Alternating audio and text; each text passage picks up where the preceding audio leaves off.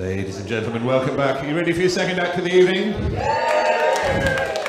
Then please put your hands together and welcome to the stage the wonderful Angie Belcher.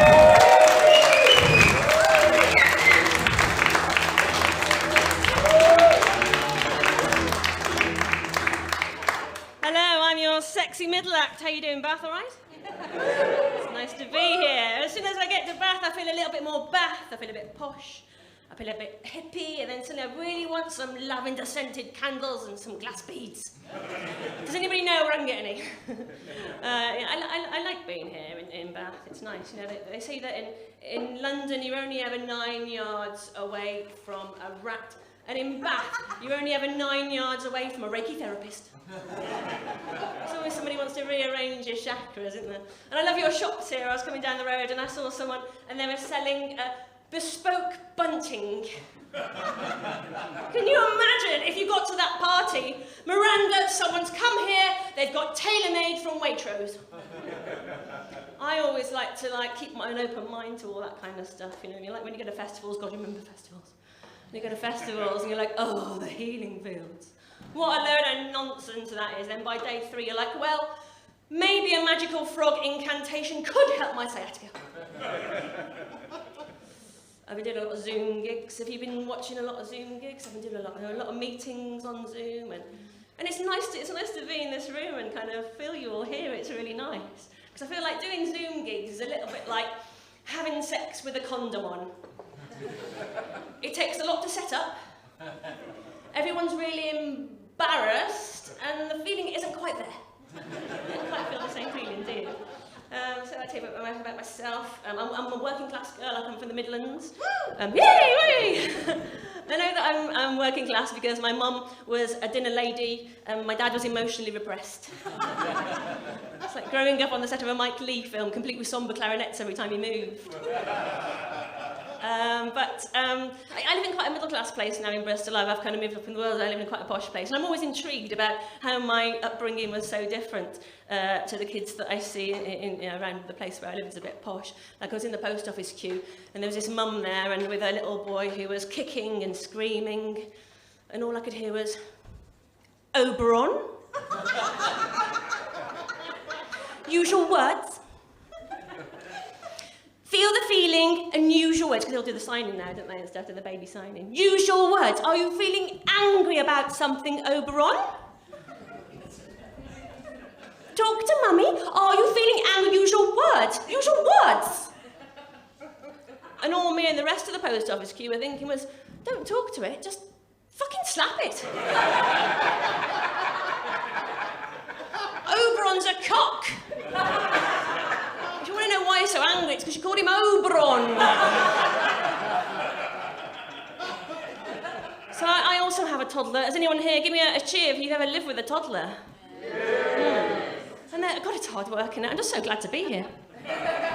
And the reason why I found out, the reason why young children are so hard is because they haven't developed empathy. You don't develop empathy until you are 7 years old. And you don't stop developing empathy until you're in your 20s. Which is why 20-somethings are so fucking fervent, aren't they? Oh, we're going to save the world, we're going to save the badger. Because he's got no life experience but loads of empathy. Whereas I'm in my 40s now, and if I can get through the day, you know, have dinner and watch EastEnders, I'm happy. So I thought, right, I'm living with a psychopath. So I did one of those online tests, and I wanted to share with you the fact that do you ever do those online tests? Find out, are you living with a psychopath? And it's true, I am, listen. Number 1, has a superficial charm. Fucking nice to everybody else, fucking a shithead when he's with me. And everyone's always intrigued these days. They kind of go, oh, is your toddler happy? Is your toddler happy? It's really important to know, is your toddler happy? They go, yes, he is happy, but only when he's being a cunt. Number 2, are they violent? Yes, he hits me, I have to apologise. Number 3, breaks things and doesn't apologise. Like cats, they're constantly testing gravity. Does that fall down? Yeah, it does. The house is a fucking mess. The next one, do they go silent on you? Yeah, they do go silent because he's not really talking much. I thought, oh God, is he a bit wonky? Why isn't he talking? So I took him to the speech and language therapist. If you ever want to be really patronised, go to the speech and language therapist. They said, how old 2.5. He should know 50 words by now. How many words does he know? I said he knows 5 words. He knows no, no, no, no, and no. So we have to go back for some more therapy, apparently. Next, gets obsessed with things. Yes, like when I thought when you took a toddler out for the day for a walk, it was all a lovely, lovely experience where you look at caterpillars and you hug trees. He just wants to play with gravel. It's like being with someone on ketamine. The 90s rave scene has really prepared me for motherhood. Number 6, stops you from seeing your friends. I haven't seen my friends in 2.5 years. They all went kayaking last week, didn't fucking invite me. So it says, this is you, and basically, yes, you were living with a psychopath, get out, and that's why I'm here tonight. So yeah, I was brought up a lot differently. My mum brought me up a lot differently. My mum's lovely, she's in her 70s now. Give me a cheer if you've ever had a mum. She's getting on a bit though, she says to me things like, your cousin Donna is having problems conceiving, so I'm going to give her some of that HIV. So, your Auntie Mary keeps falling over. They found out what's wrong with her. It's got balsamic nervosa. I'm always intrigued as to how baby boomers talk to each other as well. I mean, I understand that you're just so glad to be alive, baby boomers, but I say, who are you going out with tonight, Mum? I'm going out with Fat Pat. I'm like, you can't call her Fat Pat. I said, does she mind being called Fat Pat? She went, no, she's lost 10 stone, and we still call her Fat Pat. She even introduces herself on the phone like that. Who is it? It's Fat Pat. It's Fat Pat. It was when I was growing up, my mum's thing was, I don't know that you had this, was so no matter what had happened to you, because we didn't have emotions, we couldn't afford them. No matter what had happened to you, no matter what was wrong with you, there was always somebody worse off than yourself. Normally some little boy in Africa who liked all the vegetables that I didn't eat. I had no empathy. I'd like, just put the potatoes in an envelope and send them to him, I don't care. I spent my teenage years wishing for an injury or an illness that no one could be worse off than. You know, if I cut my finger and scrape it along the pavement, hoping it'd go gangrenous or my arm would fall off. If I've got a cough, I'd be like, oh, please let it be TB. It's been eradicated for 30 years, surely no one could be worse off than that. I was even jealous of the little children on the NSPCC adverts. You know, the ones that go, this is Sarah. Sarah doesn't know where her next meal is coming from. But yeah, but look at her, she's a fucking media star. No one's worse off than her. Also, music would take a long time to get to us in the Midlands. Do you remember when it took a long time for things to get to you? We didn't just download it. Music would come from London and it'd work its way slowly up the rest of the country. Completely missing out Cornwall. That's why they've still got cream teas and folk dancing. Never been to a Cornish pub, it's like going back in time, isn't it? If you want to mess with a Cornishman's head, tell him 2 of the Beatles are dead. He won't believe you. If he says, which 2? Tell him it was Mick and Keith. I love Cornwall, they always want independence. Just chill out, paint some boats, you know. We want independence. I think we should like maybe trim them off at Plymouth, let them float off to Cuba. See how much independence they get there. And I've got a partner as well, so we co-parent, which means that I do 85% of it. So when we had our baby, he's a musician and I'm a comedian, so when we had our baby we had to decide whose career was going to continue and whose career was going to die. Thank you, patriarchy. He's played the Hollywood Bowl, I'm in Widcombe Social Club, make your own mind up. He's lovely, my partner, but he likes to talk in bed. Has anyone got a partner that likes to talk in bed? Yeah, he says to me things like, hey, baby. Hey, baby, tell me I've been a bad boy. I don't know why I give him an American accent. He's from Shepton Mallet. Tell me I've been a bad boy. I'm like, you haven't put the recycling out. Because every other Tuesday, I can't do it, I've got a bad back. Another thing he's recently started saying, and this is a thing now, I don't know if you've heard this, but he'll say to me, where do you want me to come?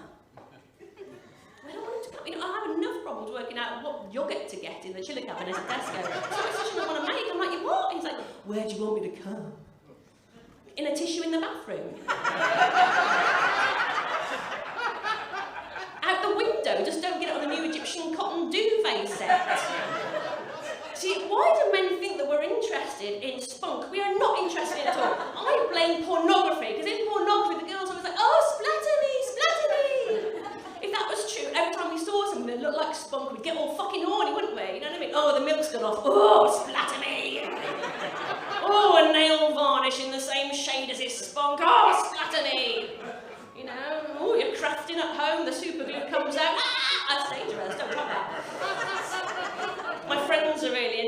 drafting, and they're all like, oh, Angie, I decided that for Christmas, obviously, because, you know, we've been on furlough and everything, we're going to make you a jumper. We're going to crochet you a jumper. Fuck off!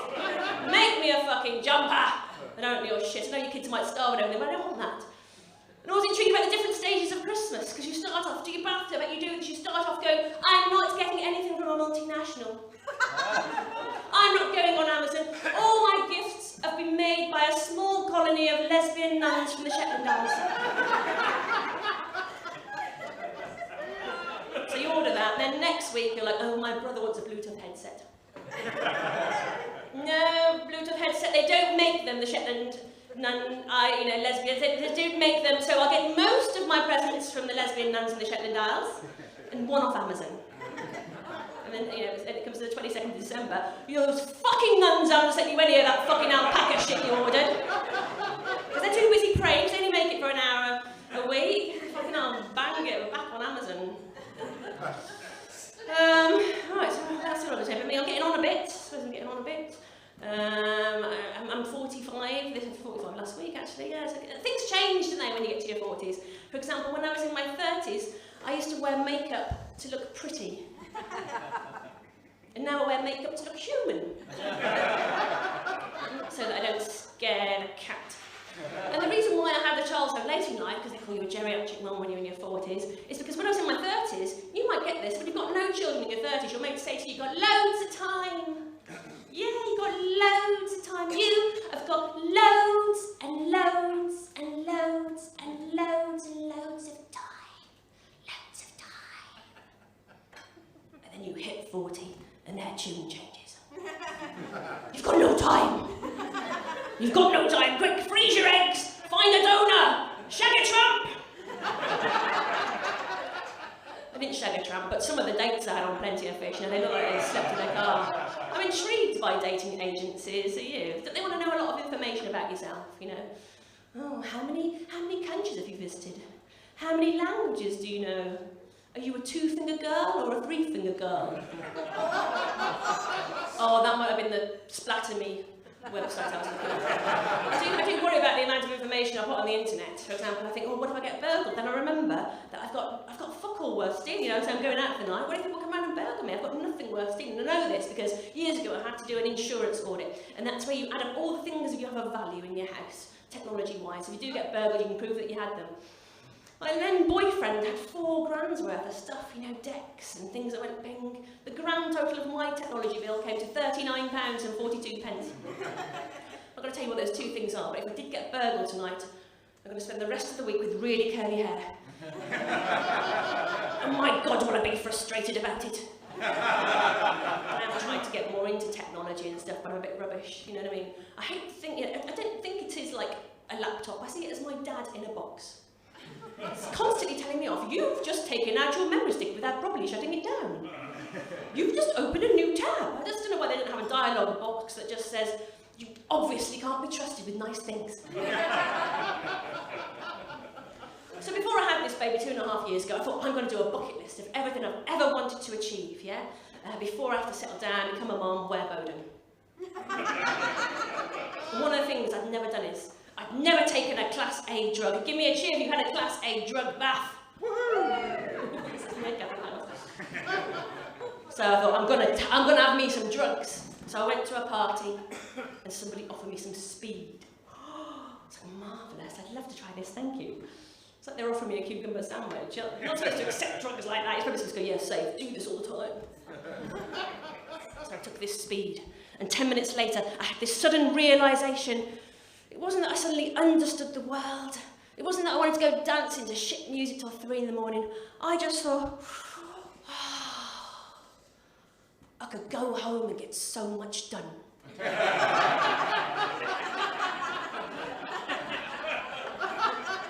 I hadn't done the washing up, it was recycling day the next day. You see, you don't need drugs when you're 17, you need them when you're 42. When I was 17, I'd go out dancing on a Friday night, sink 12 pints of Banks's Bitter, 10 tequila slammers, go back to some random stranger's house, drink their granddad's whiskey. You know what? I could still get up at 7 o'clock on a Saturday morning to go shopping for scrunchies in Woolworths. Drug dealers shouldn't hang around schools they should go to nice middle-class housing estates like Widcombe, where there's busy women who've got a full-time job, 3 kids to look after, and a book club to organise. All right, darling. Have you got the in-laws coming for the weekend? And haven't done the hoovering? Sprinkle a bit of that on your quinoa salad.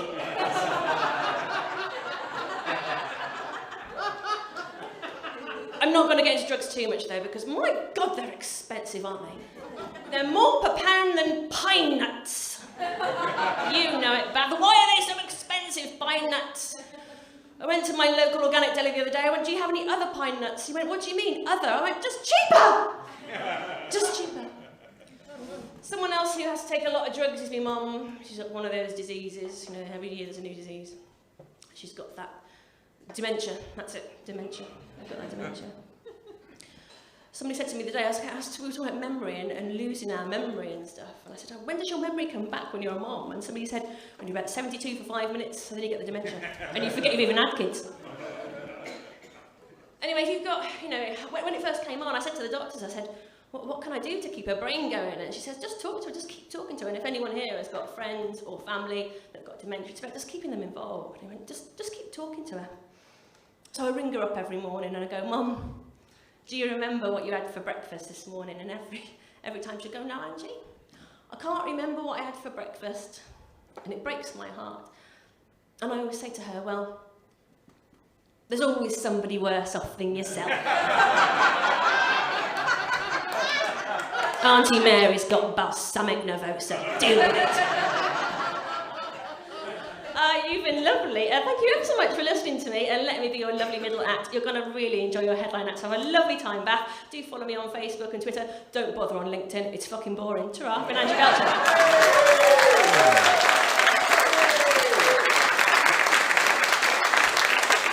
Angie Belcher.